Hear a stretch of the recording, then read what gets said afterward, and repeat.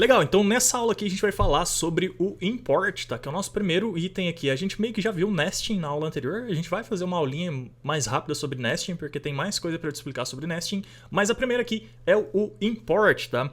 O que é o import? Bom, hoje, atualmente, a gente o import já existe no CSS, né? Ele é algo relativamente comum, existente e tal, não tem nada de misterioso nos imports, tá? Eles já estão disponíveis pra gente já há um tempinho. E o meu mouse acabou a pilha, vou pausar o vídeo aqui, trocar a pilha e já volto. Beleza, voltei, pilha nova. Vamos lá, é o seguinte... o import, como eu estava falando, já existe, tá? Se a gente pegar um arquivo aqui, vou fazer o seguinte, ó. Eu vou criar um arquivo diferente aqui, eu vou criar uma pastinha nova só para ficar mais separadinho aqui, mas nem precisa fazer aí não, só para te explicar o import, tá? Então, se eu colocar aqui, sei lá, imports, vou fazer uma pastinha nova, tá? E aí de dentro dessa pasta aqui, quer dizer, dentro dessa pasta aqui, eu vou criar um novo arquivo, vou chamar de main.css, tá? Esse é um arquivo vazio. E ainda dentro dessa pastinha aqui, eu vou criar um outro CSS chamado partial, tá? .css. O que acontece? No main, eu posso ter aqui vários CSS e tal, eu não vou digitar aqui agora, mas eu posso fazer um import, tá? Eu farei import. E aí, eu falaria qual arquivo eu poderia importar o meu partial aqui. Então, eu poderia fazer assim, partial.css. Beleza. E o que ia acontecer?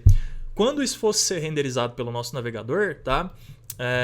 O nosso main CSS seria o nosso arquivo principal. Eu poderia ter vários outros arquivos sendo importados aqui. Só que esses imports, eles fazem o quê? Eles simplesmente eles vão até o arquivo partial e vai ler esse arquivo e embedar ele lá na nossa página, né, no nosso projeto, tal, que estiver sendo mostrado no browser, tá? Mas o arquivo partial, ele continua sendo um arquivo individual lá no nosso servidor, tal. Ele não vai fazer parte do main, tá? O main vai continuar tendo o próprio código dele aqui embaixo, tal, individualmente, e o partial vai ser outro arquivo separado, partial.css.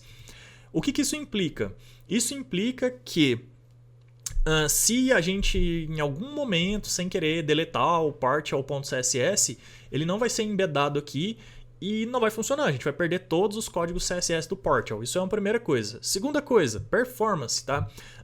Toda vez que a gente faz uma requisição a mais, tá, para o nosso servidor, o tempo de resposta dele vai demorar, porque ele tem que achar esse arquivo partial lá e devolver ele para o navegador. Então, quanto mais requisições a gente tem para o nosso servidor, maior o tempo de loading e, consequentemente, isso altera ali aquelas notas do Google Page Speed e algumas outras coisinhas mais, e pode também deixar o seu site mais lento, né?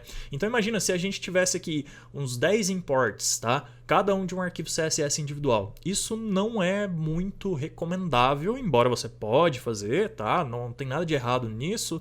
A propriedade import existe para isso, mas com o Sass a gente faz isso, faz a mesma coisa, só que de um jeito diferente, tá? Então eu vou te exemplificar aqui agora com o Sass e vou te mostrar o jeito certo de fazer isso com o Sass também. Não exatamente o jeito certo, mas o jeito mais interessante, que você vai poupar aí requests, você vai fazer um request só e vai ser melhor para o seu projeto. Resumindo, é o melhor jeito de fazer, tá?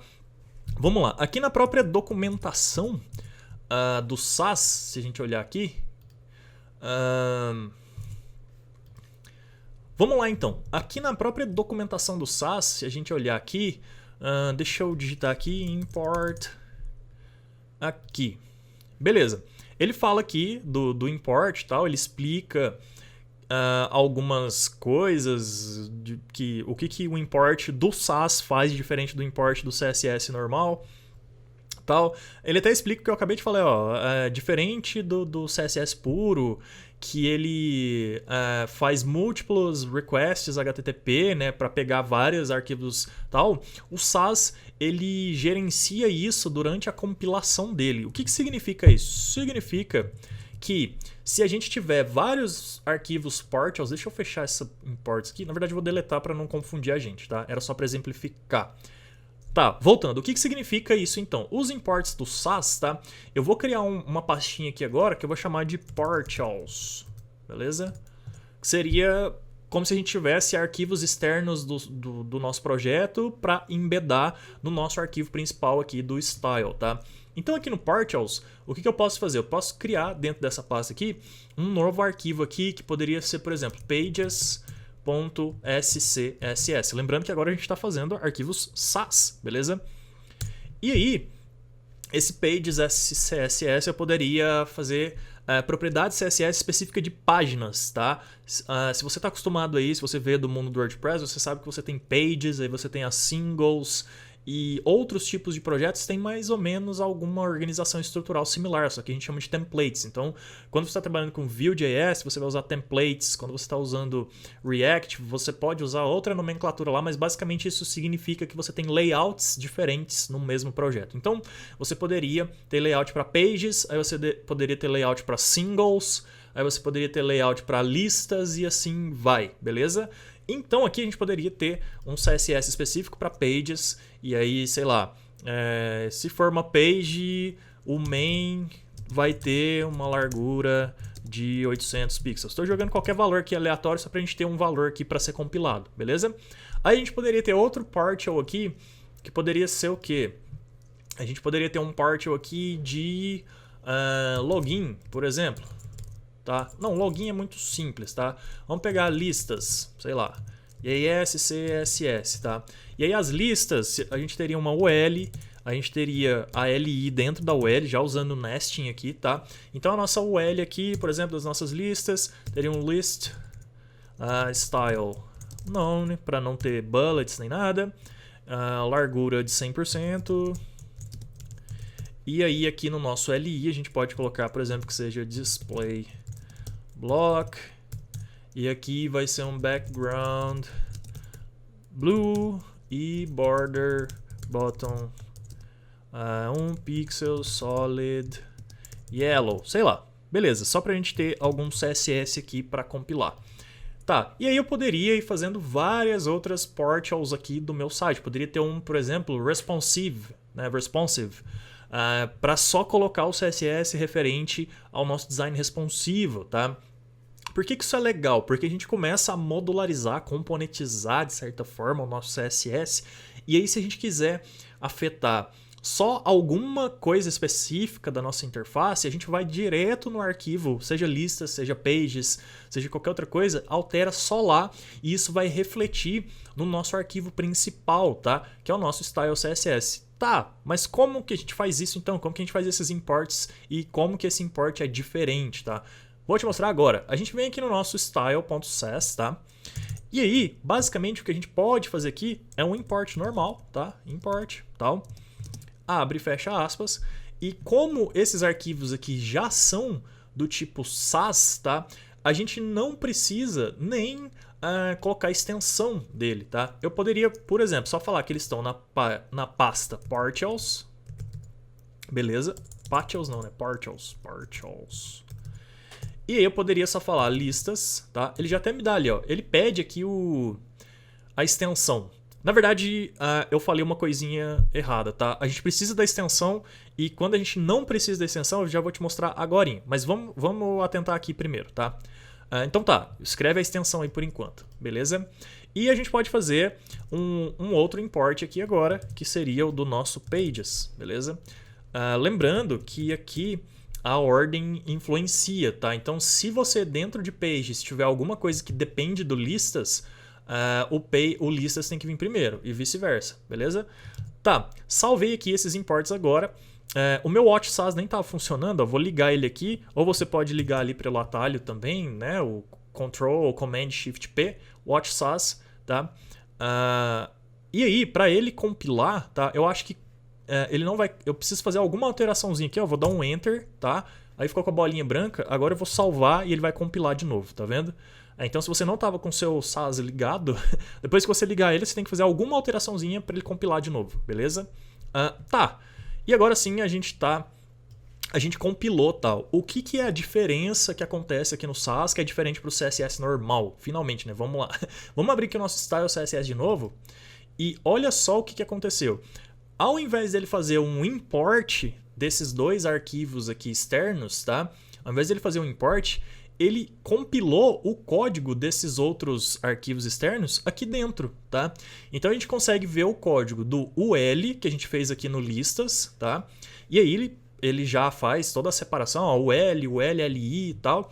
Ele jogou aqui dentro e ele também jogou o main, tá? O main a gente fez mais simples, né? Só uma largura de 800. Tudo no mesmo arquivo style.css. E o que isso significa? Significa que a gente não vai fazer múltiplos requests para o nosso servidor, tá? Então isso já é muito legal e muito bom. Significa também que qualquer hora que a gente quiser modificar ou aqui no pages ou aqui no listas tal, ele vai atualizar o nosso arquivo principal também, beleza? Uma última coisa que eu tenho para falar sobre os imports aqui e tal é o seguinte: se eu renomear esses arquivos aqui, ó, para underline listas e esse aqui para underline rename pages, tá? Isso aqui funciona para o SAS entender já de antemão que esses arquivos aqui são do tipo SAS. Então aqui agora eu não preciso mais colocar a extensão, tá? Eu posso só deixar o nome do arquivo, vou salvar, ele vai compilar e aí ele vai basicamente manter as propriedades. E se eu atualizar aqui agora, vamos colocar aqui no nosso main também um height de 900 pixels, por exemplo. Salvei, compilou. Se eu voltar aqui, agora o nosso height aqui está aqui. Mesma coisa basicamente, tranquilo? Tá, mas aí talvez você tá perguntando, Bruno, mas não tem diferença nenhuma então eu fazer underline, né? Tipo, o partial com underline e sem underline? Sim, tem uma pequena diferença que na verdade ela não vai ser uma diferença aqui no nosso arquivo principal, porque ele vai continuar compilando aqui tudo que a gente está pedindo aqui no import. A diferença é o seguinte: se eu clicar aqui agora, olha só, tá vendo listas CSS, pages CSS? Esses dois arquivos aqui e o map deles, eles vieram da primeira vez que eu compilei sem esses arquivos aqui serem underline, tá? Então, quando o arquivo tá com underline, ele não é compilado, ele não é gerado o correspondente dele. Deixa eu fazer de novo, porque eu devia ter feito antes, tá? Rapidão, vamos lá. Eu vou fazer o seguinte, eu vou deletar esses arquivos aqui. Deleta. Tá, beleza. A gente tá. E vou renomear esses aqui de volta para eles não terem... não, na verdade eu vou deixar assim, ó. Eles estão com underline aqui, certo? Olha só. Eu vou colocar aqui agora no main um background red, sei lá, qualquer coisa. E vou salvar. E ele vai compilar. Compilou, beleza, success aqui. E ele não gerou o arquivo correspondente CSS aqui dentro da pasta partial, tá? Agora eu vou fazer o seguinte, eu vou remover o underline, vou renomear aqui. Vou remover, beleza. E agora eu vou adicionar mais uma propriedade aqui para a gente poder compilar ele de novo. Eu vou colocar um border 3 pixels, solid e, sei lá, black. Beleza, salvei. Ele vai compilar, beleza. E aí, na hora que ele compilar... eu esqueci de atualizar aqui. Olha só, ele compilou e gerou pages, tá? Eu vou fazer o seguinte, eu vou fazer com listas agora, porque eu esqueci de atualizar aqui e te mostrar na real se realmente tinha gerado ou não. O listas está com um underline. Vamos lá, vamos fechar aqui, vai dar certo. Ó, o listas está com um underline, o que significa que ele não deve gerar o listas.css, beleza? Então eu vou alterar o listas agora, tá? O nosso LI aqui agora, eu vou querer que ele tenha... um A dentro, e esse A dele aqui vai ter o que? Vai ter um color red, vai, também. Só pra gente ter alguma propriedade. Beleza, compilou, repara que ele está com underline. Agora eu vou atualizar aqui, vou clicar, ó, tô clicando, e a gente não tem o listas.css. Então essa é a diferença. Se eu renomear aqui agora... só para listas, tá? Vou salvar, compilou. Se eu atualizar aqui agora, vai ter um listas CSS aqui, beleza? Então, o jeito que eu gosto de trabalhar é o seguinte, eu não preciso ficar gerando todos esses outros CSS respectivos aqui, porque eles estão sendo sempre compilados aqui dentro do meu style principal, porque eu estou importando eles aqui. Então, basicamente, eu gosto de usar os arquivos todos aqui, os partials com underline, beleza? E é isso que a gente vai fazer nas próximas aulas e nos próximos projetos, no projeto final que a gente vai fazer aqui no nosso curso. E a gente pode deletar todos esses caras aqui que eles não interessam pra gente, por exemplo. Belezinha? Bom, agora sim, acho que finalmente consegui explicar certinho a questão dos partials e do import, beleza? E é isso, te vejo na próxima aula.